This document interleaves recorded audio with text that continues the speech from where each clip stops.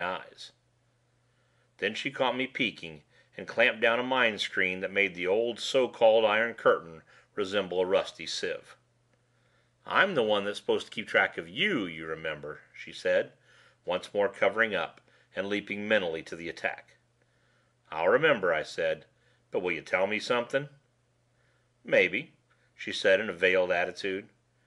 "Is your boyfriend really interested in cleaning up, or is he interested in watching me squirm out of a trap he set for me?"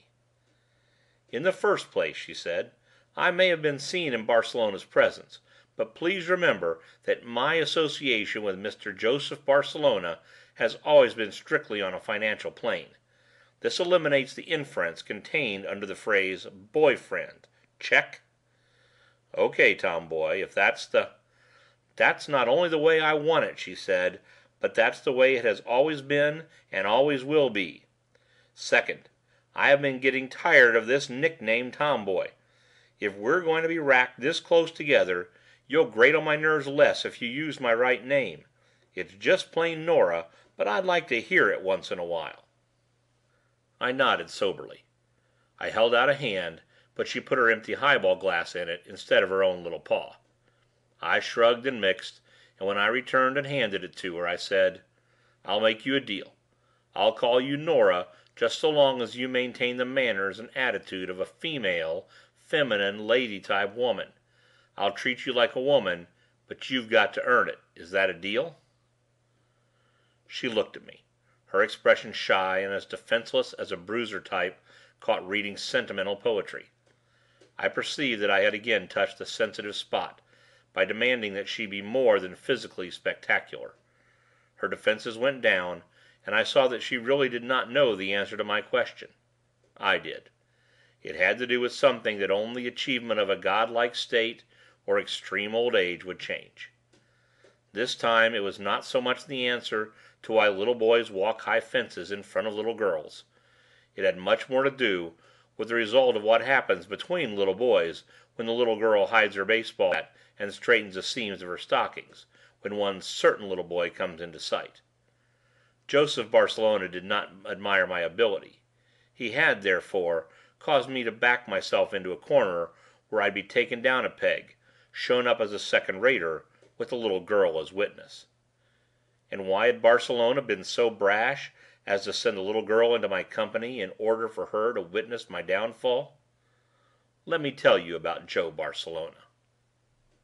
Normally honest citizens often complain that Barcelona is living high off in the hog instead of slugging it out in residence at Statesville, Joliet, Illinois.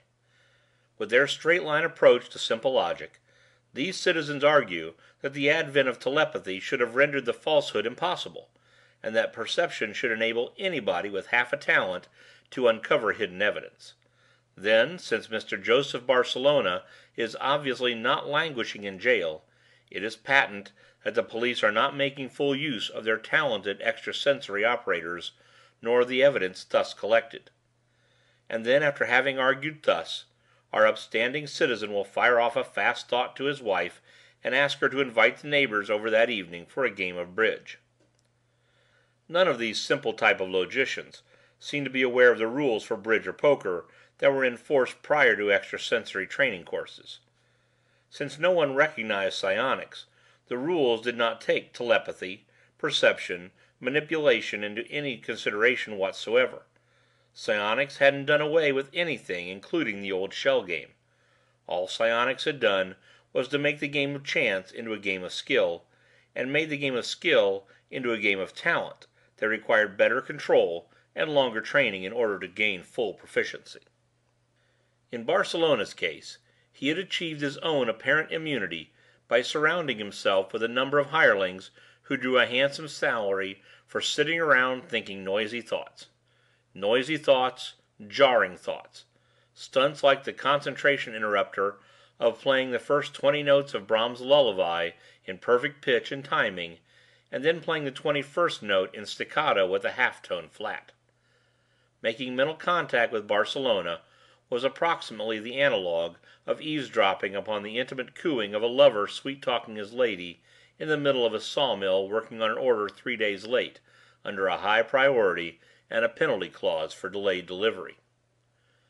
People who wonder how Barcelona can think for himself with all of that terrific mental racket going on do not know that Barcelona is one of those very rare birds who can really concentrate to the whole exclusion of any distraction short of a vigorous threat to his physical well-being. And so his trick of sending Nora Taylor served a threefold purpose. It indicated his contempt for me. It removed Nora from his zone of interference, so that she could really witness firsthand my mental squirmings as I watched my own comeuppance bearing down on me. It also gave him double the telepathic contact with me and my counterplans, if any. In the latter, you see, Barcelona's way of collecting outside information was to order a temporary ceasefire of the mental noise barrage, and then he'd sally forth like a one-man mental commando raid to make a fast grab for what he wanted.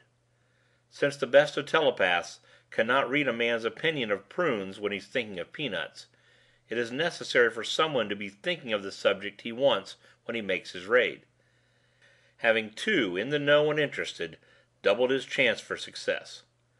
There was also the possibility that Barcelona might consider his deliberate leak to Gimpy Gordon ineffective.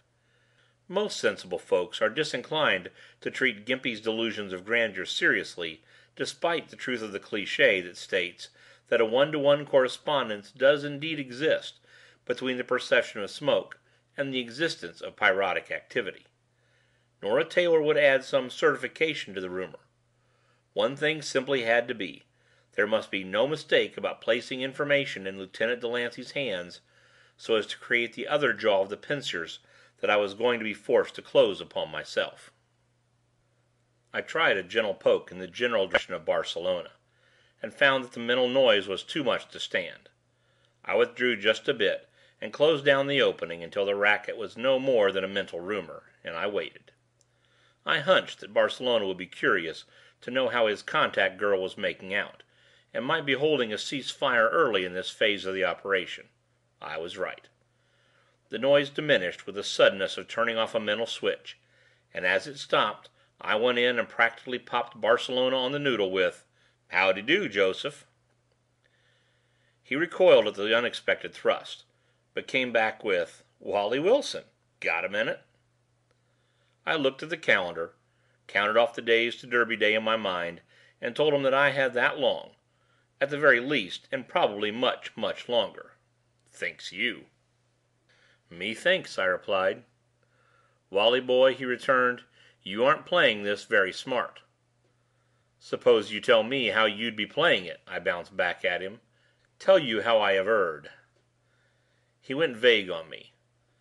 "If I were of a suspicious nature, I would begin to wonder about certain connective events. For instance, let's hypothecate. Let's say that a certain prominent bookmaker had been suspecting of planning to put a fix on a certain important horse race, but of course nothing could be proved. Now, from another source, we suddenly discover strong evidence to suggest that this bookmaker is not accepting wagers on the horses he is backing, but conversely is busy laying wagers on the same nags through the help of a rather inept go-between." I grunted aloud, which caused Nora Taylor to look up in surprise. I was tempted to say it aloud, but I did not.